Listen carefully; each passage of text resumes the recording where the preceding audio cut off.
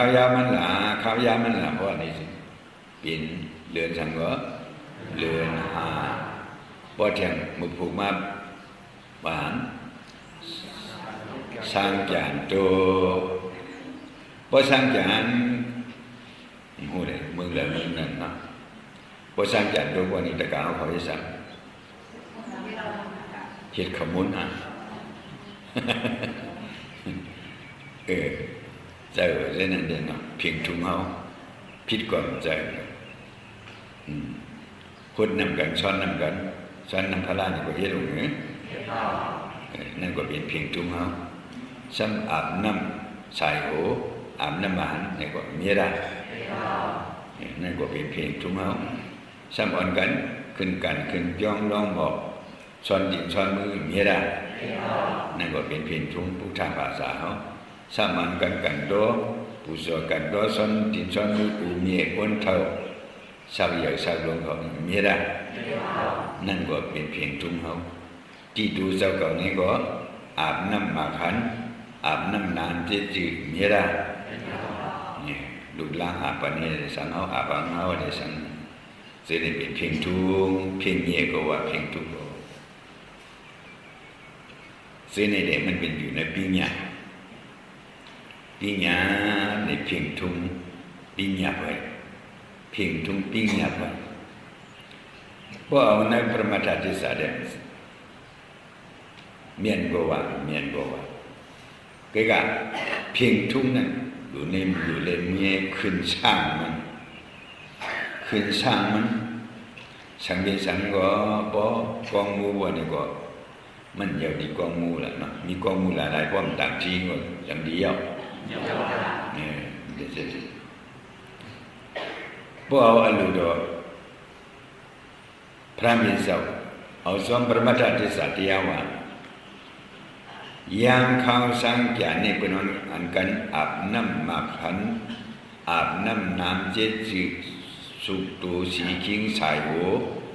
ซ้อนดินซ้อนมือกันโดพระตราสังฆปเมเสียสัมมาติสันติใจสักกิมีพระโพธิ์เมเกนี่เป็นเพียงทุ่งเฮามีมาถึงหมื่นเดียมก่อนอันห้ำเฮ็ดมาถึงหมื่นเดียมก่อนอีสานเพียงทุ่งพระเป็นเจ้าปันไว้ห้ำเฮ็ดอีสาน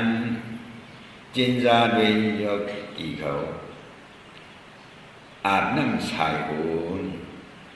เอาน้ำหลายเอาน้ำหมากขันเขาสังเขามิ้วอันไข่หูเฮาไข่ตังเฮาไข่เมียนเฮาตีหลวนนั่นชายแล้วขึ้นมิ้วอันไข่เฮาตีหลวนนั่นชายจะเลย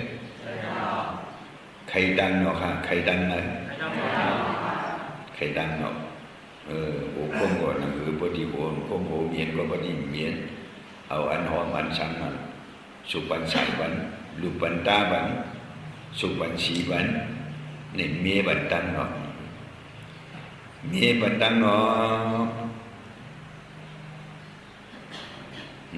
นเป็นตารูปะหาพอดีห่างดีตัวลียักดีตัวตารูปะในโลกาของเจ้าเนี่ยอย่าดีให้บนบ่อีเฉียดอียังเฮาก่อนเบิ่งหนึ่งเฮาบ่ฮู้จักว่า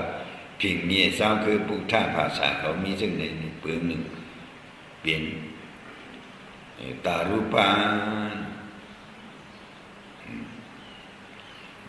โยโย่หังดีมุงดีตัวกำเนิดสันดูขึ้นสร้างให้สังตาดนาตารูปะสมัยตาดนาตารูปะนั้นเนินศาสนาดมุนคำราดิสาวเนี่ยอภตั้งเตลีมุงดีตัวลียองลีอามลีคอยลีกิญญูลีลูลีไว้ลีตะกันลีเนี่ยลีกิญญูลีลูลีไว้เป็นคิงกว่านาอะไรเป็นนายก็ลีเอาเป็นสังขารยหันก็ลีเอาพออยู่สมตาดนาตารูปะลองรู้เลยให้เป็นบ่ดีกิญญูดูเจ้าเก่าก็เขาก็หมอขึ้นกิญญูนับยำดูเจ้าเก่านี่เป็นตาหน้าตารูปะห้ามดีในศาสนาห้ามคืนในศาสนา เอาศาสนานั้นห่างเครื่องบัด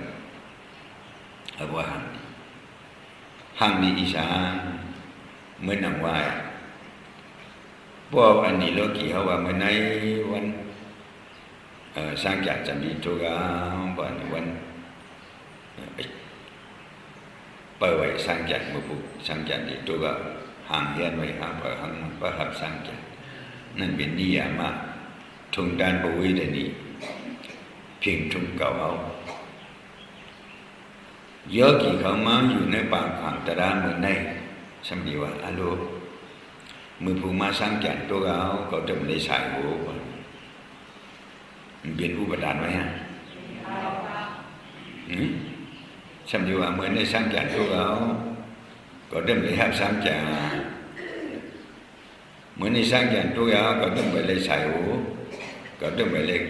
พวกข้าวสร้างจากตัวสร้างจากพวกยาวบางตราชีวันนี้ก็จะไม่ได้สังการในเพียงทุ่งสมดีวันนี้มาว่าเป็นอันมากว่านี่ใส่ต้องตาจ้องชานั่นเปลี่ยนมาจางเปลี่ยนมาเขาสำรวจปองอีสันอันจ้าเสียนั้นอันดีเสียนั้นมันเหมือนอันพระบิดาว่าศูนย์นับยามอยู่สิจีนอยู่เก่าพระบิดาสัมพมสุนเสียใครอยู่หิมกินจำเฮเลคุบไว้คุบก้มน้ำดำอยู่กูขิงกูยามกูเจ้าในวันข้าเฮียงนั้นพุ่งดอกการดอกยานดอกพระบิดาสัมพมยิ้มตึกเฉลยยากอยู่เฮเลไว้สาอยู่วันขึ้นก็สังสารวัฏทุกข้าหลงในสุมปนใดศูนย์นับยามจริงอยู่ปูโซกันโดไว้คำไว้เนื้อก็สมบูรณ์ในสังสารวัฏทุกข์อันเลยว่าศูนย์นับยามกับพระเป็นเสาบ่ศูนย์นับยามกับพระเป็นเสากับพระเป็นเสาเป็นพระมาในมาให้ฉันมาเอาอสุงอามาโอวัตโคสังความสอนลองจ้างตั้งกรรมอันที่ออกมุ่นพ้นหลอดในสังสารวัฏทุกข์ลงในเสด็จสั่งสอนสุ่งมาปันสู่อยู่ซึ่งไหนจ้างซึ่งไหนกรรมซึ่งไหนก็การจะมาสอนในอีสานสติปัฏฐานสี่ปาแต่ที่ปัฏฐานสี่ปาไหนตาสูที่จ้างกรรมออกมุ่นพ้นหลอดในสังสารวัฏทุกข์ก็พระเป็นสาวก็จ้างกรรมซึ่งในเหตุจักเป็นพระมาผู้หันเชษตราเหตุเป็นพระมาอันเป็นสากีหน่วยพวานลูกพระบินเสายาหันเขาเจ้าดังเสียงนี่ก็พระบินเสาเอาตระสติปัฏฐานสี่ปาชิดสาตระในอ่อยปอนสอนปันเนี่ยเลยมักเลยปูเลยนิกวันกว่าร้อนพระบินเสาจังวันนี้บ่สุว่าใครนับยันจีนิวปูโซกันโตก็พระบินเสาอันอลูโรกังใจพระบินเสาใครเปลี่ยนนั่นเขาติเลยสอนอลูโรกังใจพระบินเสาเขาเปลี่ยนนั่นเขาเปลี่ยนเขาออกมุ่นป้วนหล่นนั้นสังสารวัฏทุกข์เสด็จพระบินเสาขำเพทาปรมีมาคำเพียรจากองค์กบารมีมาตั้งขันในตาตัวมันเจ้าสู่เหลียวป้าเหลียวสัตตาวิเนียสัตว์ผีสังสัตว์คนตั้งเสียงอันเป็นสากีหน่วยพวนลูกข้างมันพระบิดาตั้งเสียงหากว่าอ่อนกันออกมุ่นป้วนหล่นในสังสารวัฏทุกข์เพราะว่าเกิดเจ้าเปลี่ยนตายลงในพระบิดาสั่งจ้างเป็นพระมาอันมันเจ้าจ้างมาได้ออกมุ่นป้วนหล่นในสังสารวัฏทุกข์มาเอาตราอันมันเจ้าจ้างกับนั่นขึ้นปันเฮาสอนปันเฮาหนีปันเฮาสอนเอาจ้างเอากรรมเอานี่ก็ป้วนกว่าออกมุ่นป้วนหล่นในสังสารวัฏทุกข์กว่านี้อ่านกุฏิสังขีมันดังอย่างดังนำยาวก็เพราะฉะนั้นอิงเนื้อกยุณามุดิดาหักแห่งเบี้ยงอย่างเนื้อลุงน้องตะเบตตะกะอุบะอันกิจจันปนองปลาง อันไปปุ่นไปรอดไปชดเลยสินั่นเฮาพอเลยปุ่นเลยรอดเลยชดนั่นพระเป็นเจ้าตระอันนี้เอากว่าปริยัติศาสนาปฏิปฏิศาสนาปฏิวิดาศาสนานี่ตั้มวางไว้ปัญหากบฏตั้มวางไว้ปัญหานี่ตาเฮาย่างตาเฮากำตาเฮาอ่านตาเฮาสอนตาเฮาฮู้ตาเขาเจ้าได้เย้าอย่างวุฒิยานนี่ตาวนปุนพรพระเป็นเจ้าก็เย้าอย่างพระเป็นเจ้าดูเลยชดเอาสัตววินีพิสังสัตกุนี่เดียวกันแล้วนี่เดียวเป็นสาวกีอย่างในหาปานักเป็นสาวกีหาปานี่พระเป็นสาวเอาเป็นยาหานวันตางเปิดชุดเดชามันจะเป็นพระนี่เขาสาวหาปานี่เป็นยาหานแต่วันตางเปิดชุดกำเลื่อนชุดนี่เป็นลูกอุปการเป็นลูกสางหลวงอุปการลูกนางสาวะเข้าทำในศาสนาที่เป็นยาหานกำเลื่อนชุดเป็นลูกเจ้าอุปการนางสาวะนี่เลยถอมตรากำเลื่อนชุดเฉยเลยนิพพานกำเลื่อนชุดเปิดสาวกาพระเป็นเจ้านี่มัวยาวอันมันเจ้าลูกเจ้าลูกชดตาวันมันเจ้าลูกชดมัวยาวอันก็ดูเจนี่แหละพอดีชดตาวกาพอตาวกามันสลาพอสลามันอันลองจ้างดังกับเลยลองจ้างดังกับลอกลายลองจ้างดังกับเด็กเปลี่ยนพระเป็นสาวปั่นไว้เหมือนกันหมดสวรรค์ขึ้นจันไว้ปนองบาลังเฮเลเดียวข้อสั่งความสอนธรรมด้านต่อพระเป็นสาวเหมือนเอาว่าสติปัฏฐานสี่บาวะเสษาสี่บาวะปฏิสัตตมุปาทิยาวะสินี่อัมหงอัมหายเสโคมีอยู่ต่อยามตะเลียวไว้ปันเฮาอยู่ต่อยามตะเลียวในพระเป็นสาวไว้ปฏิปฏิศาสปริยัติศาสนาปฏิปฏิศาสนาปริยัติศาสนาอันเอาอ่อนกันสอนอ่อนกันถ่อมอ่อนกันยินอ่อนกันมาดอ่อนกันต้องนี่เป็นปริยัติอันน้องอมอ่านเปลี่ยนสอนถ่อมยินนี่เป็นปริยัติอันเอาอมอ่านเปลี่ยนสอนถ่อมยินแล้วนั่นสำคัญจ้างจอมนั่นเป็นปฏิบัตินี่พระเป็นสาวปันไว้ก็เปิดพระเป็นสาวปันไว้นี่มันจะเรียกว่าตอนตาก้อนนี่สาผู้โกอันอมอ่านเปลี่ยนเลือดสอนเอาถ่อมยินจ้างกำสอนนั่นเป็นตามนาช่ำอยู่สำการจ้องของศีลจับตาหูจ้องก็เพราะมันอมอ่านเปลี่ยนเลือดสอนเอาถ่อมยินจ้างกำบ่นี่ก็สังดีเลยก็เบอร์เส้นนั้นหนึ่งซ้อมนั่งอลูโรพระบินเสากลางใส่พระบินเสาเยื้องอ่านพระบินเสาปันไว้ศาสนานี่เป็นพุทธะซื้ออันสอนเอาเลยถ่อมเอาเลยยินเอาเลยมัดเอาเลยต้องเอาเลยจ้างเอาเลยนั่นเป็นพุทธะปุกุสนาปุกุอานันมาถ่อมมายินมาจ้างมากรรมมาสอนไหลวันนี้ก็เป็นบุญพรเขาอย่างก็เบอร์เส้นนั้นเมื่อนำพ่อยามเดี๋ยวนี้ลาดไว้มือไกลว่านั้นทุ่งโยทุ่งจับเพียงเงี้ยเฮาเห็นมาลองอาบน้ำสีไข่สายหูปูโซกันโตซึ่งนั้นซึ่งไหนสักที่มีพระโพธิ์เมฆซึ่งนั้นซึ่งในบางขังตระนี่นะเฮาสัมบิเลยล่ะในบางขังตระนี่หนึ่งที่มือว่ามาคำว่ามาแต่ก็เอาเขาหับห้องดุงขางเอาสินฉีละเบียดปาสัตตุภาคิงสินทำตาที่ย่างกับจอมสินนั่นหับไปฮะที่หับหลายวัน10 วันสินฉีละ10 วันเนี่ยกาพ้นขึ้นพลังมาตะกาเขาขึ้นกว่าเขากว่านอนยองนอนฉิน10 วันอย่างนี้ว่า มีเหตุผลปู่เขาหมอนเขานายเขาเช่นนั้นอันตายกว่าเช่นนั้นอันจังมีมีเดี๋ยวนี้เขาซ้ำมาเอาชีวิตเนี่ยเขาเหลือเขายอมว่าในเขาพิจารเขาถูกเขาสู้มาเขาเมียท่า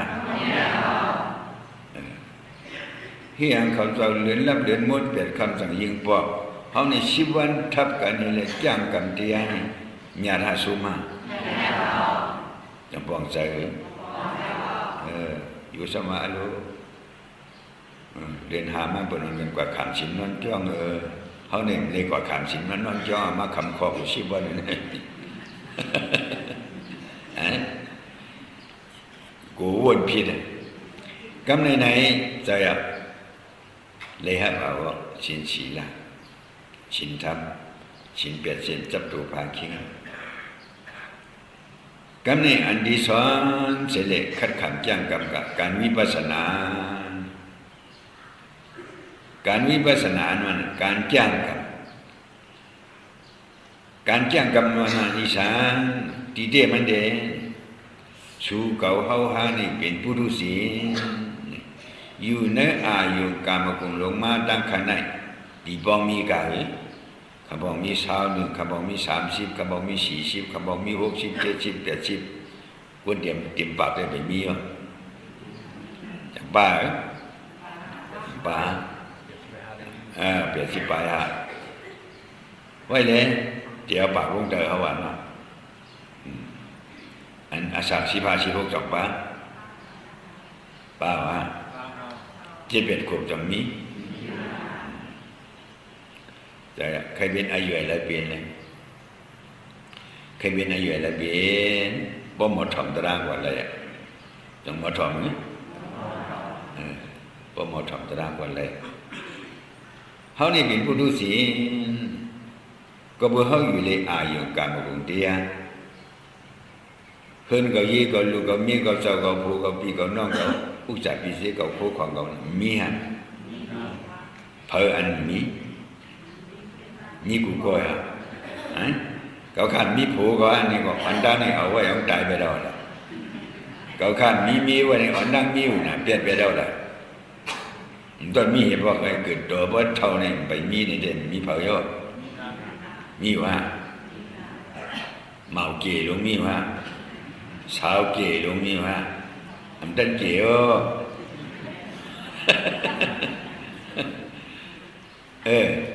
อันเขาอยู่ในอายุกามกุลนี่เป็นอีสานโลภะใครเลยใครเป็นใครมีฮะอีสานก็อันเขาจังอิ่มจังตึกจังมีจังอิ่มจังตึกเห็นบอกใครเลยใครเป็นใครมีอยู่ดีกันมูยใครเป็นทุกข์เป็นใครเป็นสุขเป็นใครเลยเป็นหมดมันบีเบียนทุกข์มันบีเบียนเจ้าไหนมันบีเบียนเจ้าไหนสอนผู้ว่าใครเลยนั่นกวยใครเลยนั่นเป็นอย่างโลภะเป็นกิเลสนั่นนั่นก็ใครโลภะในตรามันจะโลภะอยู่ใครโลภะนี่มือในอันมีโลภะนี่ตะกาเอามีเผยมีก็โลภะนี่มีอยู่กูว่านะโลภะใครกินโลภะใครเย็นโลภะใครสั่งโลภะใครเลยโลภะใครเปลี่ยนอีสังไม่อีสิงกับมูยาอันดีกว่าป้าอันจากกว่าป้าอันจากกับนำอันดีกับเกนั่นเป็นห้องว่าใครกิเลสห้องว่าว่าเป็นความป่าดีกว่ากิเลสโลภะเพราะอันนั้นก็เลยเมื่อไรก็เพียงพอเสือเหรอเพียงพอเสือเหรอเตรียมอันนั้นก็กางเสือเขาใครเลยใครเป็นเหรอก็เบิ่มใครเป็นนั่นตู้เฮ็ดเนี่ยอันตู้เฮ็ดเนี่ยจะโตซาอุปมามันเฮ็ดในเฮ็ดให้ถึงนึงในเฮ็ดถึงนึงไว้บ่กินบ่จ่ายใครเข้าใจจังฮะอันใครเข้าใจนั่นเป็นโตซามาหน้าก็เปลี่ยนมันโตซาก็เปลี่ยนมันเปิ้นเล่นมันเลยนำให้เขาเลยกี่เฮ็ดเปิ้นว่านี่มันใครขาเป็นมาหน้าโตซามามันจะเฮ้ เป็นมานะโทสะเปิ้นเป็นดังเป็นเก่าเป็นเปิ้นดังอะไรเก่าเลยเปิ้นดังมีเก่ามีบ่นี่มานะนั่นขึ้นมากับนี่โลภะเหตุโทสะเหตุโมหะเหตุมานะเหตุเปิ้นก็เป็นคนเก่าก็เป็นคนเก่าปามาเก่าในพวกนี้แต่กายทิฏฐิบ้าจังหวะโลภะโทสะโมหะตัณหามานะทิฏฐิโลภะโทสะโมหะตัณหามานะทิฏฐิตรงนี้เป็นกิเลสโหมันนี่เป็นโหคอมันกิเลสแห่งบาหะบาปนี่เป็นโหคอมันไว้ซื้อในเฮามีมากะหือสัมมากะหือนุกมากะหือกูมากะหือเกิดมากะหือนับด้วยกันเลยสลางมันบ่นี่นับด้วยอาสาเขานั่นอีนับกันแล้วนับด้วยอาสาเขานั่นน่ะก็เลย50ว่านี่50นี่อยู่มาในกิเลสนี่50ปีอยู่อาสาใน80ก็อยู่มาในกิเลสลง80ปีนี่นี่ก็สังมันจะอันนี้กิเลสเห็นบายหาปากนุ่งโนโกเกิดมาดีวินี่สัตว์ว่าผีสังสัตว์คนเขาทุกหลุมสมเขาเนื้อสังสารวัฏทุกข้าลงในกบอิสังกบกิเลสอันออกมนพ้นเราเนื้อสังสารวัฏทุกข้าเลยในกบอิสังกบกิเลสกบกิเลสซ้ำเฮสังลาอัมเปเลกิเลสบ่ไหนกบอัมหุเสสะตรากบยังเฮสังลาซ้ำมุเสสะตราลาเฮสังอัมหุกบอิสังกบอวิสากบอวิสาลงสุกุมงำตันเหียวในกิเลสลงในอัมพาเลยปุเลยปล่อยเลยเปลี่ยนเลยใครเป็นคู่เก่าของเก่าอุตสาหกรรมที่เก่าเฮือนเก่าเย่เก่านี่ตัวตามือจึกหักยังเบี้ยงอยู่หรือในจริงๆนี่เป็นอีสานตัณหาด้วยดูซื้อในตั้งโน้มวนมาหุบบ้องกันในห้องไว้ใครกิเลสใครยังใครกิเลสบอกซะว่าโลภะวะโทสะวะโมหะวะมานะวะทิฏฐิวะเป็นกิเลสล้วนๆนะสังจารดีเอากว่าเมืองผีเอากว่าเมืองอะไรเอากว่าเมืองผีเอาเหรียญในสังสารสังดิเปียวนิพพานได้อยู่ไหนเจ้าไรก็เบอร์เส้นไหนนี่อันมันเจ้าใครว่าเขายังสร้างอย่างนี้เพื่อนกันใส่โหสุขโหสุขโตสีคิงสุขโตสีคิงเมื่อในยอกี่เขาลูกอาบน้ำเต็มเศร้าอย่างนี่จินเฉยอยู่ดอมือผูกมาบ่นี่ไอตัวเมียนมาจังหมดได้เอาสับยาหอมลงจาดียูริยาวันนี้อีสัมมาอีสิงว่าปอดชุยเลยใช่อยู่2-3 วันมาขึ้นเมียนมาขันดาว่ามาขันดาตูนาวาการเรียกใครสุก3 วันสุกบ่ในจังไรยุ่งมากสุกนาก็จะอยู่ไรเลยเหตุเรื่องสิจังหมดจีในเด็กมันจับคือไว้ขันดาจะในอายิมอย่าขีตาใครขอบ่อยู่แล้วเฮาบ่อยู่แล้วเขียวใครเกิดบ่อยู่แล้วเฮาอยู่แล้วมันเอากว่าอะไรมันเอากว่าอเปียงอะไรมันเอากว่าสังสารนี่อันว่าโลภะโทสะโมหะตัณหามานะทิฏฐิของเส้นนั่นเอากว่าอะไรนั่นเอาเลยสังสารเฮารู้สุขสีอันนั้นรู้สุขสีแบบโลภะรู้สุขสีแบบโทสะรู้สุขสีแบบโมหะมานะทิฏฐิของเส้นรู้สุขสีแบบอะไรอันเฮามาอยู่ในบางขวางตรานี่มาสุขสีอันไหน สุปอดเป็ดไข่กิเลสาสุปอดไข่ยังมีฮะมีพอยหลอดนั่นก็ไข่กิเลสาลงเส้นไหนเอาน้ำหอยน้ำหองน้ำดินน้ำหมดเขาจะในสุขจังดีล้วนได้สังจินจึงใช้ไรทีแรกเอาอีสังสุบวลาเนี่ยธรรมะยีสินเนี่ยธรรมะยีสินว่านี่นั่งจินเสอทำตราดอกพระติสาวเนี่ยเอาอันนี้สุเดี๋ยวมันนี่กว่าเขาดีเลยสุเปียดกิริสาเอาเนี่ยโลภะโทสะโมหะพวกตั้งอันนี้ไปสุเลยว่าไหนอเปลี่ยนงานร้ายกว่าอ่ำดำเสือสังสารก็จังเย้าจังไว้จังชุดเจ็บปอก็เพราะฉะนั้นอันเขามาย่างกับการวิปัสสนาเนี่ยเขามาสุขใครกิเลสะใครโลภะใครโทสะใครโมหะใครโลภะใครโทสะใครโมหะเมื่อไหร่โยกีเขาอันรู้อันยังกล้าขายนั่นเมื่อในมีอยู่5เสียงโคเสียงกล้าดังขายปามาอาหารขายอันรู้ขายถูกผู้ก็ต้องปามาถูกผู้รู้กล้ารู้ขายกูซื้อกูเมียวในเมื่อในปามาสั่งในปองใจว่าอุบิขาไว้ฮะมีว่าการกล้าการขายเมื่อไหร่มีกึศเบียดมันนะกึศเบียดมันโอ้กึศเบียดยึดเบียดจู่กึศเบียดยึดเบียดในพวกนี้เข้าตั้ง4-50 ปี50-60 ปี70-80 ปีนี่มากึศเบียดเมื่อไหร่เข้าตั้ง10 วันที่กึศเบียดจะเลยจู่เก็บจู่กำเงินจะกึศเบียดเข้าตั้ง10 วันโอ้การเทียบตันโลภะกล้าขายเหตุหานี่จู่เป็นคนมานี่เทียบเป็นการโลภะลง10 วันนี่จังตัวมีเหตุบ่หมดเทียบนะเมื่อนี่มาเทียบการโลภะตาดีหามามีจีบวงช้ำสามเมื่อนี่เป้าใครเหตุการอีสังเหตุการอันเหตุมากาบนมาการโลภะหลุดเลยหลุดเบียน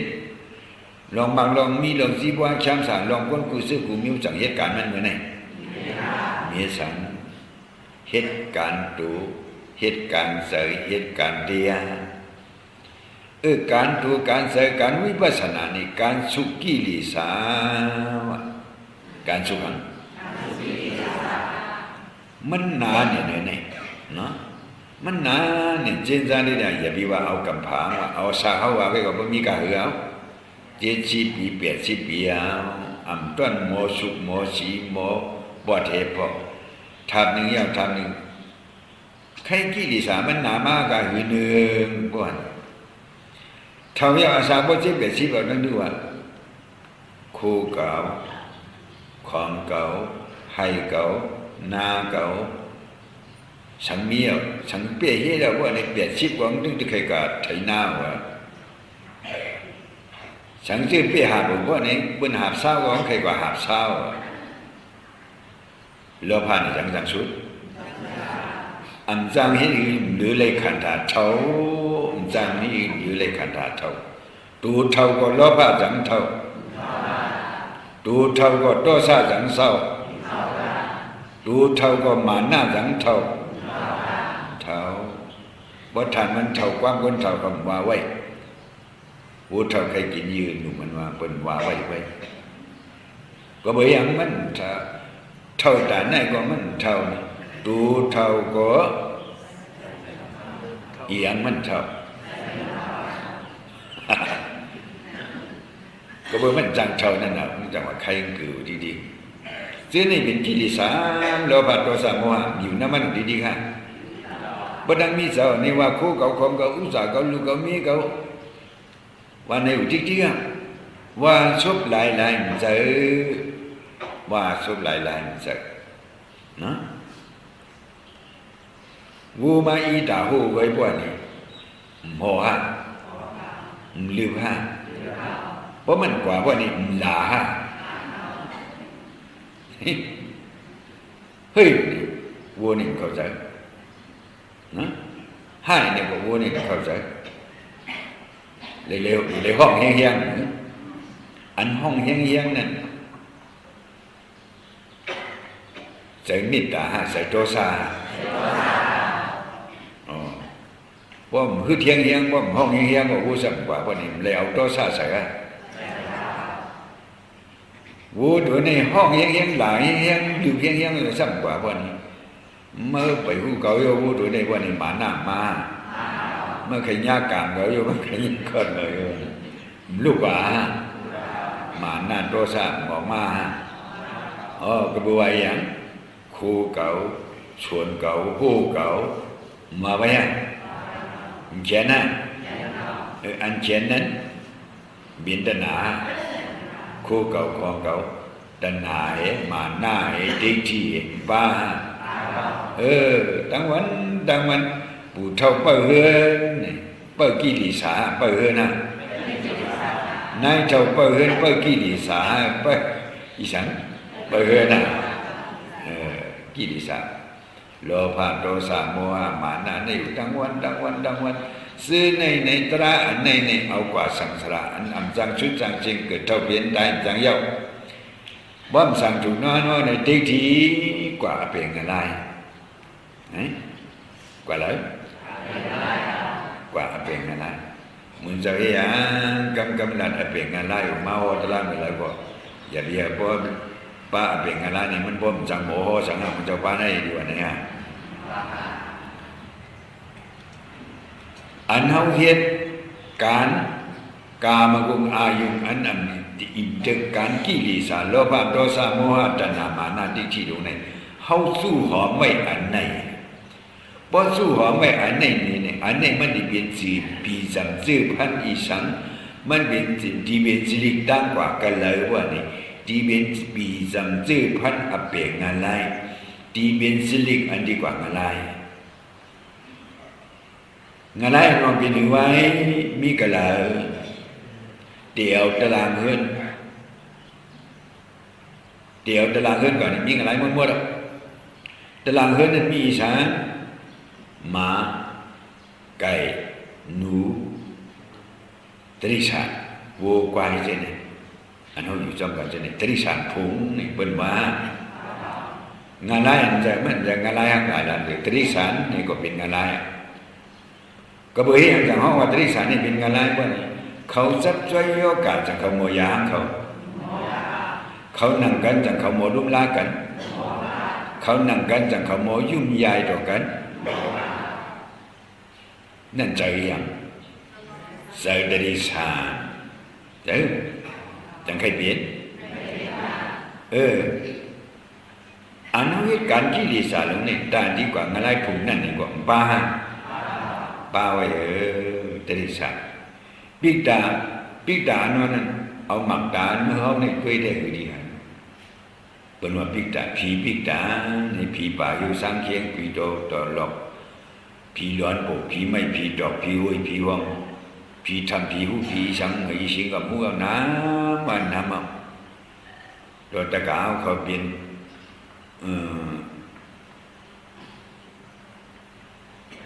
เป็นว่าดินคัดบนวันนี้เขาสมาบาลสมาเป็นผีดินใช่ไหมเนี่ยมันนั่นเพราะว่าดินคัดว่านี่นั่นมันเมียเนี่ยนะกว่าพิษเพลิงอินเขาสั่งถุงแรงคัดหลุดกันแรงคัดดินคัดช่างใจแล้วก็เนี่ยเป็นผีดินว่าเนี่ยกว่านี้ฮะตั้งดินเนี่ยตั้งเขาเนี่ยเฮ็ดก่อกันตั้งผีดินเนี่ยตั้งเขาเฮ็ดก่อกันนะเจ้าเด่นหน่อยวันหนึ่งก็ที่ก็เป็นผีดินหัวก็ยังแบบผีไม่ผีดอกว่ามันเป็นไรมันเป็นเช่นนั้นซึ่งในมันเป็นอเปมันปานาสเนตริสานภูปิตาภูอสุรเกภูเงยงานไล่ในสมิกางานไล่ในปากเช้าปลายเปียดทับช้ำน้ำกว่าแจ้งงานไล่หลงเปียดทับ งาไลอดปากปลายเช้าซื้อในเปลี่ยนดีอยู่อันอัมเปเลยกิริสาลอนหลอดเปลี่ยนดีอยู่ปุกโกอันอัมเปเลยกิริสาโลภะโทสะโมหะตัณหามานะทิฏฐิหลอนก็อยู่กันเฮสันพระมิตรว่าคนตายยังเสียในอันกว่าเมืองผียิงก็มีกว่าเลยมุดละกว่าในฉีผงในห้างเมื่อในฉีผงในอีสังเอากว่ากิเลสาอีสังเอากว่าโลภะโทสะโมหะมานะทิฏฐินี่ที่เกี่ยวมันหัวข้อมันพวกเอาที่กว่ามาเอียงใบหาปากมึงจะก็มองเราเอียงใบหาปากได้อ่านไว้ยังดีเดี๋ยวในนึกดูเฮาในนี่เข้าตั้ง40 ปี50 ปี70 ปี80 ปีนี่เหตุการณ์กุศลกรรมนำมาเหตุการณ์อกุศลกรรมนำมาอกุศลกรรมนำนี่เป็นกิเลสร้อนๆนะการอกุศลนี่จังดีมันดีในใครลงอันในใครอกุศลลงนี่นุ่มหนูเอาไว้ฮะหนูมาผีปอง70 ปีนี่นาก็เมื่อใครกิเลสลงนาด่านนั่นนี่เหมือนในสร้างจันไปตกเมื่อพวกสร้างจันดีตกอ่ะนะเดี๋ยวรู้สุขเอากว่าเมื่อในก็มีว่าใครกิเลสนี่รู้สุขอ่ะเขามาเฮ็ดสารนี่ยกขี้เขาบอกว่าเขามาสุขชีเบ็ดใครกิเลสเขามาสุขชีเบ็ดใครกิเลสเอาอีสังสุขว่านี่เอาญาณสุขเอาวิปัสสนาญาณนั้นสุขเบ็ดอันที่สุขเลยใครกิเลสนี่หรือเสการวิปัสสนานี่มีการสั่งมีตราสั่งจุสุขเลยฐานะหลายๆความสุขเลยศีลหลายๆความสุขเลยสมถะหลายๆความสุขเลยพอไปแถววิปัสสนาไปเหตุการวิปัสสนาไปนี่ไปสุขเลยมันไปหลุนเลยโฮงเลยทุกเลยมันไปหลุนเลยโฮงเลยทุกเลยจังว่าจินจานไว้เลยโยกีเขาเมื่อในจังหวันนี่อมิสากินนั่งให้เลยแยกด้วยขันธะแยกด้วยตระแยกด้วยขันธะมันจะแยกให้ขันตระบ่หันขันธะก็มันตระบ่หันอนิจจก็มันตระบ่หันทุกขก็มันตระบ่หันอนัตตก็มันตระนึกดูขันธะในมีสังว่านี่มีตระมีสังนี่ตระนั้นเฮาสมานอีสังถ่วมไว้ตระในว่านี่อันว่าเมื่อไกลอีสังกิเลสลงห่มตัวใหม่อีสังห่มตัวใหม่อย่ามีว่าแต่กายทิฏฐิเก่านี่มีก็แล้วเฮาว่าเป็นเก่ากิเลสโมไหมฮะเก่านั้นห่มตัวใหม่บ่ไหนขันธะ5 บ้านสังหูจัก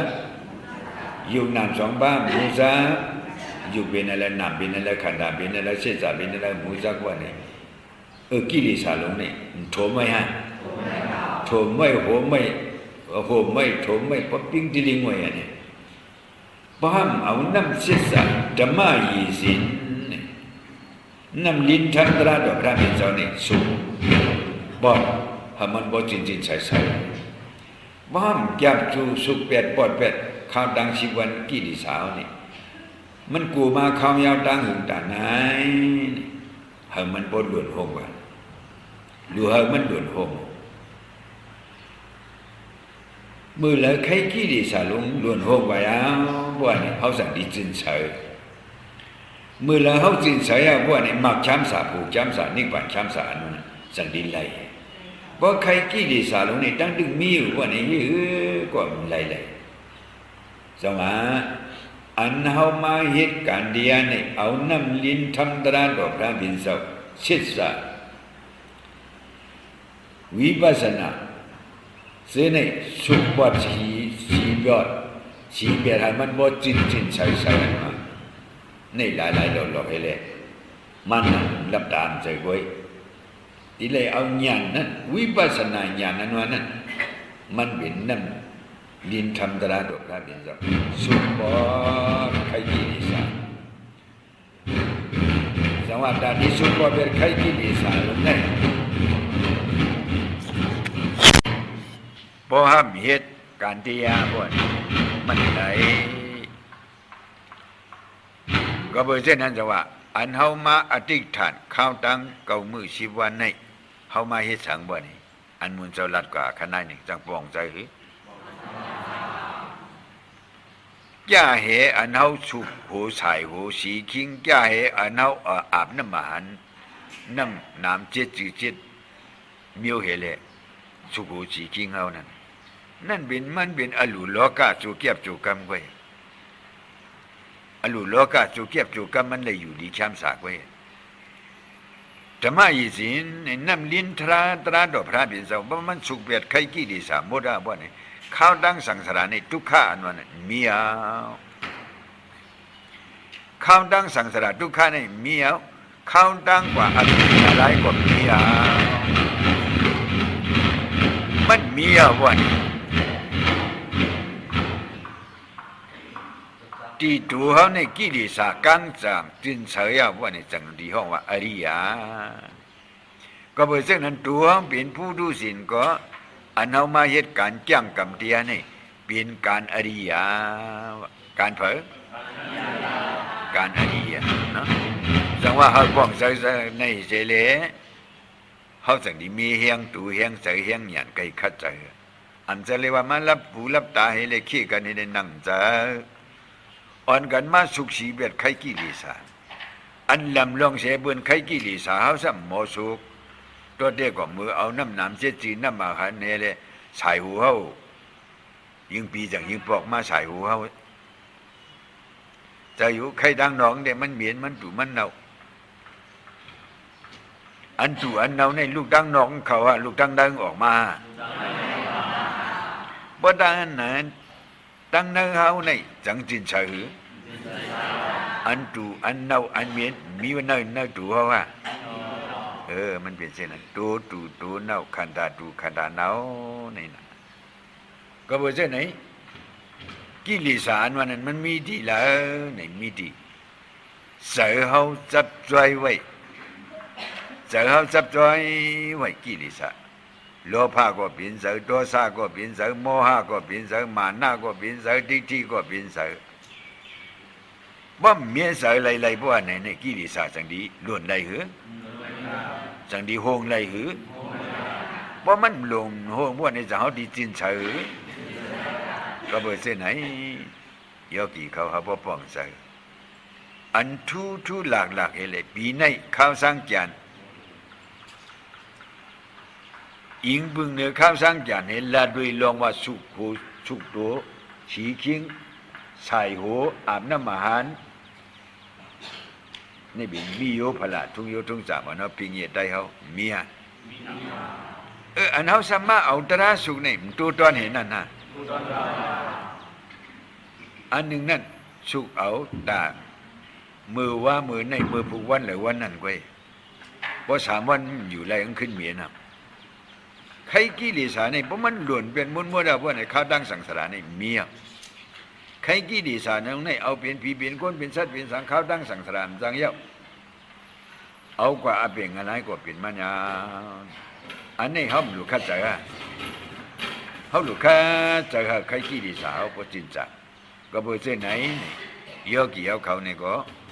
ป้องใจเส้นไหนเอาเขาทีเดียวเอาน้ำยินทำตราดอกพระเป็นเจ้าสุขปอดเบ็ดใครกี่ดีสาวก็จินจักหมดใจพวกนี้แข็งใจนั่นขึ้นมาจ้าเหอันเขาอาบน้ำมหันจ้าเหอันเขาเลยใส่หูเอาน้ำเจ๊จีเลยอาบเนี่ยจ้าก็บอกเช่นนั้นเขาบอกกึ่งด่านวัตกาเขาอ่อนกันเตตั้งพวกเฮ็ดไปเปลี่ยนปังจ้างกรรมการวิปัสสนาภาวนาตราอาจารย์ว่ามันเป็นการอันสุขไข่กิเลสอ่อนดังหมายหนึ่งดูเลยสุขแบบไข่กิเลสนี่บ่สุขแบบไข่กิเลสสิ่งอย่างพวกนี้ก็ซื้อนั่นมันดีหมดหงตัวขายกว่าหางมันร้อย ก็บ่เส้นไหนไว้เสสีนาสัทธะตระเสเลคัดขับย่างกันเฮเลยหังผามันเสกังเลย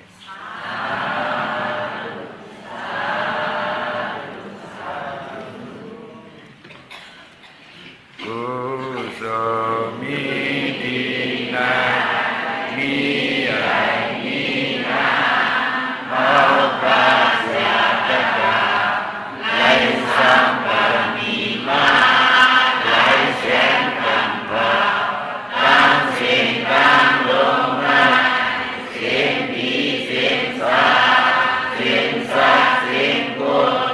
วิญญาณสัตวะในสัจวะลาอานันดาสัจวะลาตั้งเสียงแก่ดอกภูมิสมสมสาธุอนุโมทนาได้รับกุศลผลดีปิดปิงกันสิ่งสิ่งสักกันด้วยกันออกสา